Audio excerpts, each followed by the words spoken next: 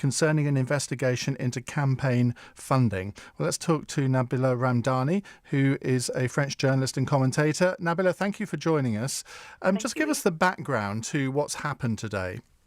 Well, as we speak, Iain, Mr. Sarkozy is still in custody in the Paris suburb of Nanterre, as you said, and he is in an interview room in the Judicial Police headquarters, where he has been since shortly after 8 o'clock this morning. His home in Paris had been raided in the past, but this morning he was allowed to attend voluntarily, but can be held for up to 48 hours. And as you said, it's the first president in the history of France to be held in custody at the Republic's pleasure.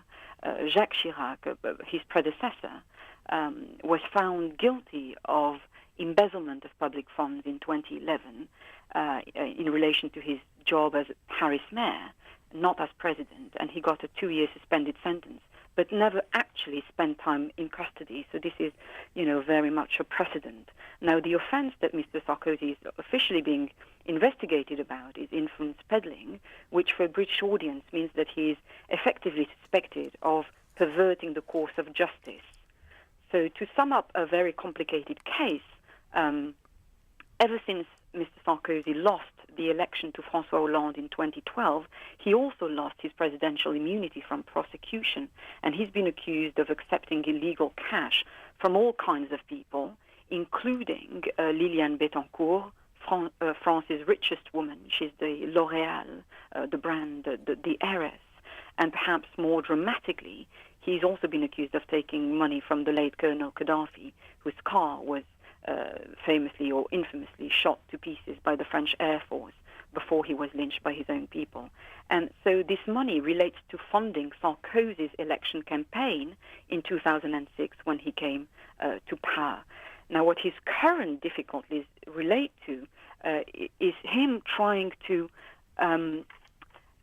influence all these inquiries. And he's said to have got at least one French judge and even offered him a cushy job in Monaco at one stage.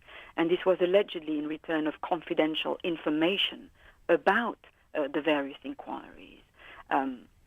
For example, one fascinating aspect is that Sarkozy learned from this judge that his phone was being bugged on judicial orders. So Sarkozy bought a secret mobile phone to carry on speaking to this judge illegally. Another instance is that Sarkozy is also said to have been tipped off about his home being raided by anti-corruption police within days of him stepping down when he lost to François Hollande. And that's why him and his wife, Carla Bruni, were conveniently in Canada at the time. Is there a political aspect to this? I was listening to a report on this earlier, and someone was saying that the French judges are sometimes more politically motivated than maybe they are in this country, that there are left-wing members of the judiciary, there are right-wing members of the judiciary, which is a concept that we would struggle with. That is absolutely the case in France. The judicial class is very much politicized.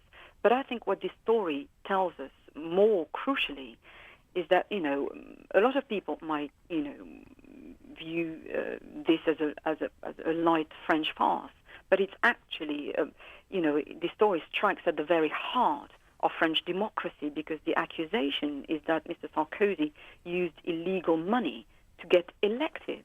And we are talking about, multi-million pounds, 10 million pounds allegedly from Liliane Bettencourt, 25 million pounds from Gaddafi.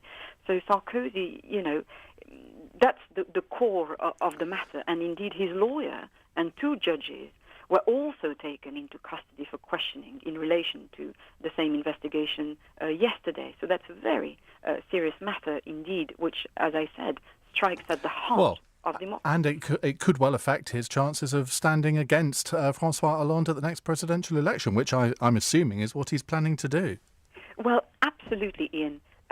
And in spite of him being very good at PR, and he always puts out that this comeback kid a myth, but the reality is he's very close to 60, and now he's widely discredited in the eyes of the French people. He lost to a very weak socialist candidate in 2012. He has his chance in power, but in my opinion, he blew it. And this court case is very much the result of it. Well, Nabila, thank you very much for talking to us. That's LBC